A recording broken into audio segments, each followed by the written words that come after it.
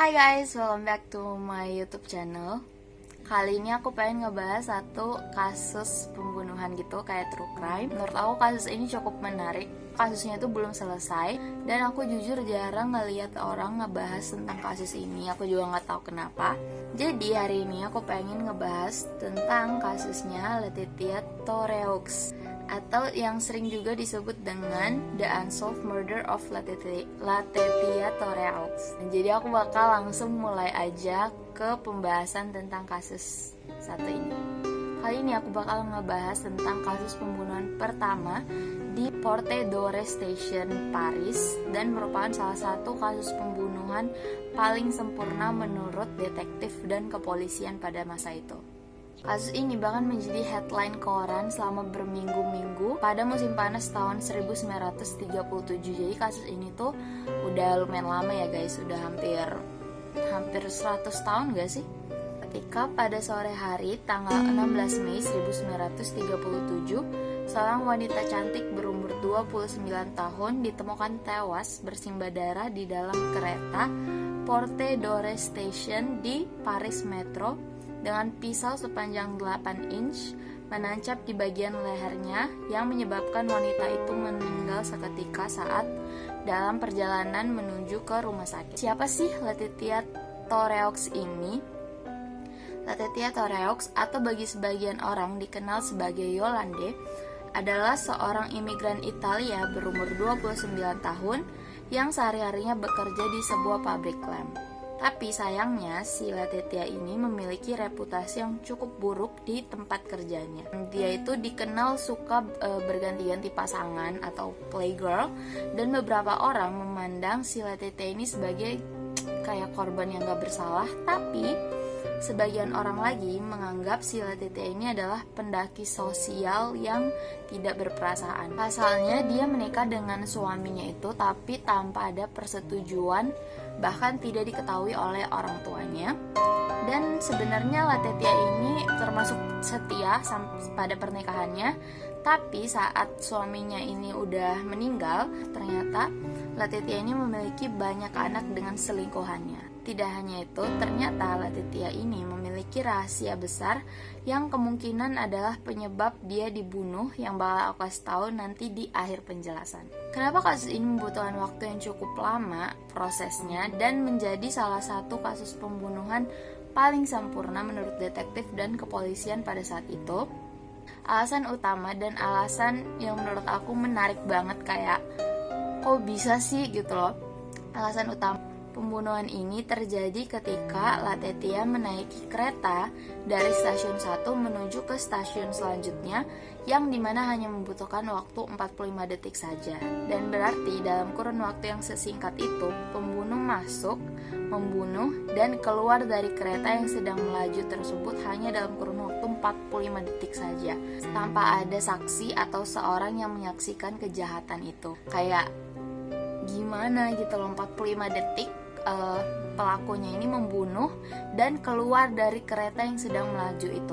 Well, mungkin ralat sedikit, mungkin perjalanannya bukan 45 detik, tapi kemungkinan bisa membunuhnya itu kurang lebih waktunya itu cuma 45 detik. Alasan yang kedua adalah pembunuhnya itu hanya meninggalkan sedikit bukti di TKP, yang berarti pembunuhan itu termasuk pembunuhan yang bersih dan sudah direncanakan. Selama penyelidikan kasus ini berlangsung, polisi perlahan-lahan menemukan fakta yang sangat mengejutkan tentang siapa sebenarnya Letitia Toreux ini. Letitia menghabiskan malamnya bekerja sebagai seorang spy atau mata-mata dan informan untuk agen detektif Paris atau Agent Rolf. Ada teori yang dipercaya bahwa Letitia dibunuh oleh sekelompok teroris Prancis, Komite Secret d'Action Révolutionnaire atau LACOGOL, saat polisi menggerebek LACOGOL pada 15 November 1937, 6 bulan setelah kematian Letitia. Beberapa anggotanya yang mengaku mengetahui tentang pembunuhan Letitia menyatakan dia adalah seorang informan, dan hal tersebut telah diidentifikasi.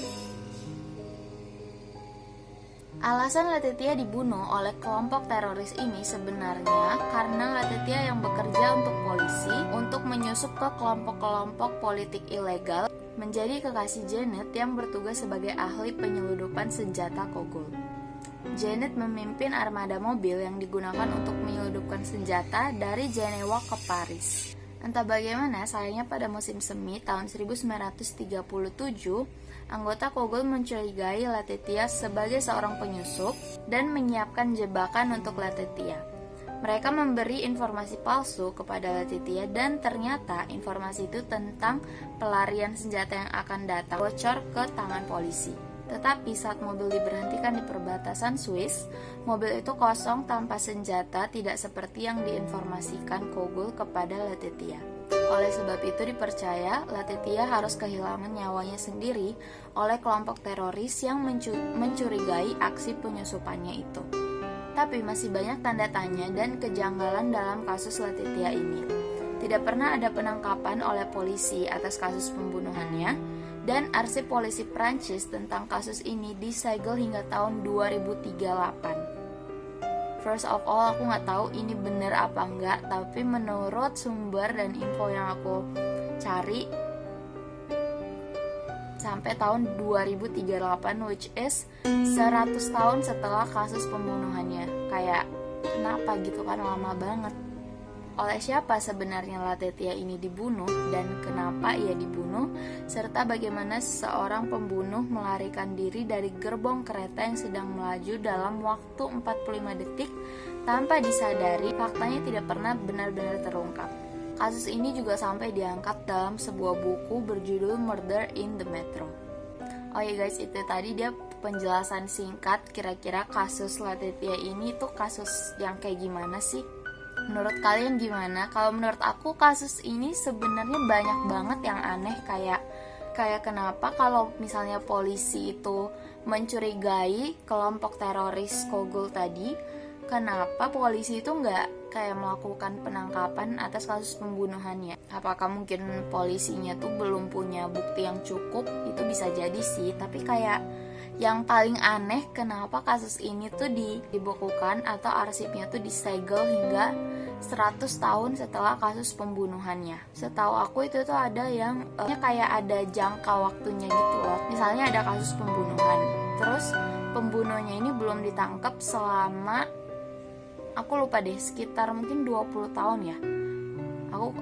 Aku kurang inget, tapi pokoknya jangka waktunya tuh nggak sampai 100 tahun guys. Jadi gimana kalau misalnya setelah 100 tahun baru penjahatnya ini ketangkep? Kayak nggak bisa ditangkep kan?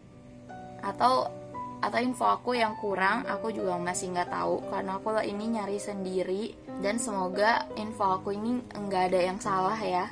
Jadi gimana menurut kalian?